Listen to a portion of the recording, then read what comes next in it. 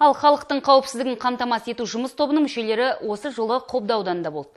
Олар үшінші бағыт әлеуметтік қолдау, халықты жұмыспен қамту мәселесін шешуге талпынды. Мемлекеттік және салалық бағдарламаларды қобдалықтарға түсіндірді. Топ өкілдерімен бірге тілшіміз Гүлбағда Қайратқызы да осы ауданда болып қайтты. Жұмыс тобы облыстың 7 ауданында 7 бағытта ақпараттық насихат жұмыстарын жүргізіп жүр. Әлеуметтік мәселелер бойынша келген топ мүшелері алдымен Қобда ауданының орталығындағы мәдениет үйінде халықпен кездесті. Мақсат міндеттерін түсіндіріп, қобдалықтарды белсенді болуға шақырды. Осы жиында топтың қатысуымен қайырымдылық шарасы да өткізілді. Қамқорлыққа мұқтаж жандарға көмек көрсетілді. 3 отбасыға үйлеріне газ жүйесін тартуға сертификат табысталды. 6 балам бар, күйеуім қайтты. От енді өмір бойы жақып келе жатырмыз ғой, сол отты деген. Енді әкімге рахмет, не беріп жатқанына, өткізіп беріп жатқанына. Әрі қарай тұрғындарды жеке қабылдаған мамандар олардың сұрақтарына тыңғылықты жауап берді. Көпшілігі жұмыс істеп жүрген тұрғындар. Маржангүл Нұғманова 15 жылдан бері жұмыссыз. Отағасының тапқаны жетпейді. Өзінде жұмысқа шығып несібемізді арттырсақ дейді ол. Оған топ мүшелері қайта даярлау курстарына қатысуды ұсынды. Мен 15 жыл үйде балалармен отырмын. 15 жыл болды мен келін болып түскелі. Мен өзіме жұмыс болған емес. Жұмыспен қамту бағдарламасы жөнінде өзіме жұмыс сұрап келдім. Сосын мұнда енді орта білім болғасын маған арғарата бір 3 айдан 10 айға дейінгі оқу орындарына не берді келесі жылға, алдағы жылға.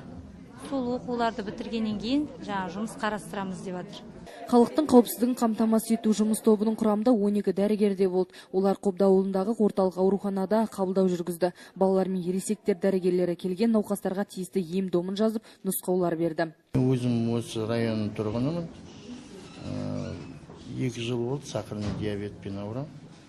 Қазір очередной приемға келіп тұрмын. Докторлар қазір қан диабетіне дұрыс қарайды.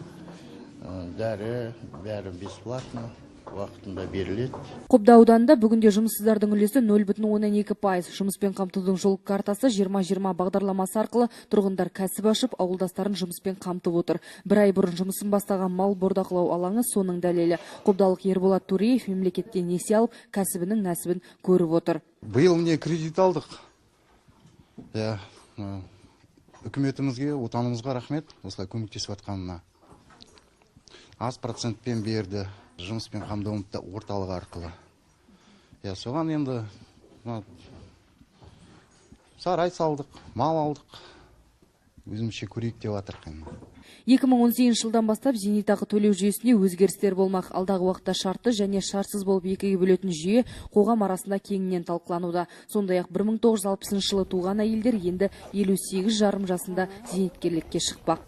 Жұмыс тобының мүшелері Қобда ауданының бірнеше ауылына барып тұрғындармен кездеседі. Мемлекет қолдауын әлі нақты түсіне алмай жүрген шалғай елді мекен тұрғындары қажетті ақпарат алады. Топ жұмысы желтоқсанның 10-на дейін жалғасады. Қобда ауданынан Гүлбағда Қайратқызы, Жанаділ Сағиев, Қазақстан, Ақтөбе.